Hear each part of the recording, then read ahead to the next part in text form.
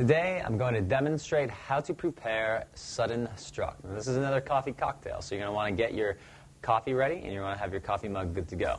Now, we're going to be using dark creme de cacao and Sambuca. Sambuca being our licorice anisette flavored liqueur. It's really good stuff. I like the light, but you can also use the dark.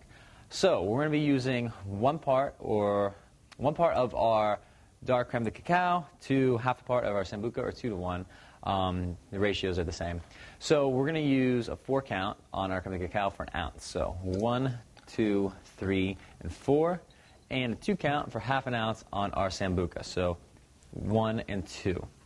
From there, we're going to fill the rest of our coffee cup up with our coffee all the way to the top.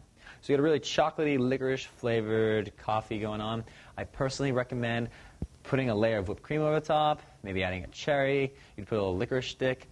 Whatever adds a little bit of flair, it's always appreciated. So there is your Sudden Struck.